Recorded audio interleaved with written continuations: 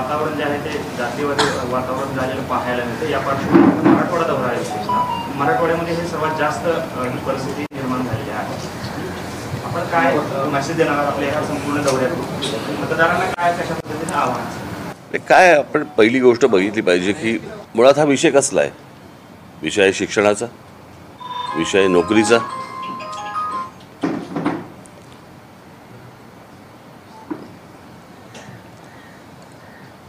महाराष्ट्रातल्या भूमिपुत्रांना नोकऱ्या मिळाल्या पाहिजेत, चांगलं शिक्षण मिळालं पाहिजे. मला असं वाटतं की ह्याच्यामध्ये जात येते कुठे? तो ओबीसी असेल, तो मराठा असेल, तो कुठच्याही जातीचा असेल, आपल्या मुलांना महाराष्ट्रातल्या आपल्या मुलामुलींना चांगलं शिक्षण, चांगला रोजगार मिळाला पाहिजे. महाराष्ट्रामध्ये म्हणजे महाराष्ट्र हे राज्य असं आहे की या देशामधलं सर्वाधिक प्रगत राज्य म्हणून आपण महाराष्ट्राकडे बघतो आणि महाराष्ट्रामध्ये जेवढे नोकऱ्या उपलब्ध होतात, मला नाही वाटत दुसऱ्या कुठच्या राज्यामध्ये इतक्या मोठ्या प्रमाणावरती उपलब्ध होत असतील.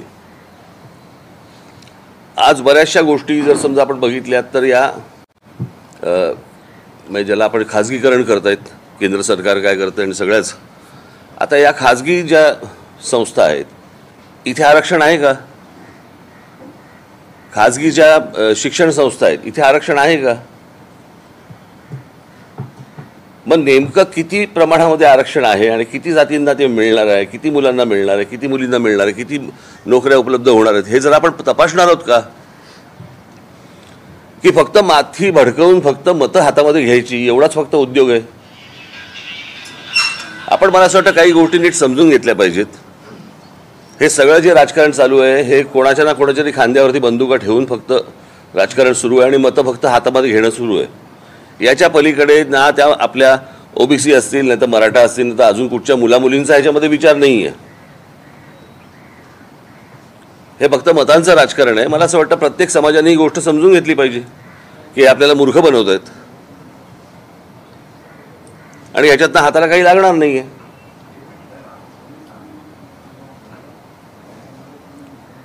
मी तुम्हाला सांगतो, आज बाहेरच्या राज्यांमधनं मुलं येतात आणि आपल्या राज्यांमधल्या नोकऱ्या बळकावतात, आपल्या राज्यामध्ये असलेल्या शिक्षण संस्थांमध्ये शिक्षण घेतात, पण आपल्या मुलांना मुलींना मिळत नाही. मला असं वाटतं आपण विचार केला पाहिजे ना या गोष्टींचा.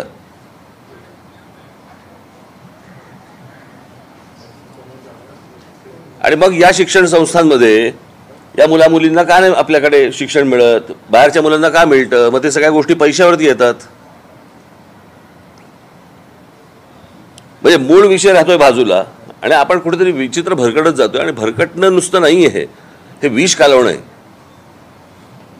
मध्यंतरी तुम्ही देखील पाहिलं असेल, मी पाहिलं, लहान लहान मुली बोलत होत्या त्या जातीच्या ह्याच्यावरती की आमची मैत्री तुटली आणि ह्या सगळ्या गोष्टी झाल्या. हे भीषण आहे. बरं, हे मी कधीपासून सांगतोय की उद्या शाळा कॉलेजपर्यंत जाणार प्रकरण, आणि उद्या शाळा कॉलेजपर्यंत गेल्यानंतर असं वातावरण महाराष्ट्रात कधीच नव्हतं. आपण असल्या गोष्टी उत्तरातल्या यूपीमध्ये, बिहारमध्ये अशा आजपर्यंत आपण ऐकत आलो जातीच्या विषयावरती गोष्टी. हे लोण महाराष्ट्रात यावं म्हणजे महाराष्ट्रासारखं एक राज्य ज्याने देशाला दिशा दिली, ते राज्य आज जातीपातीमध्ये खितपत पडलेलं आहे. याच्यासारखं दुर्भाग्य नाही. अशा प्रकारचं राजकारण करणाऱ्या मला असं वाटतं की जी लोक असतील, प्रत्येक समाजाने यांना निवडणुकीला दूर ठेवलं पाहिजे.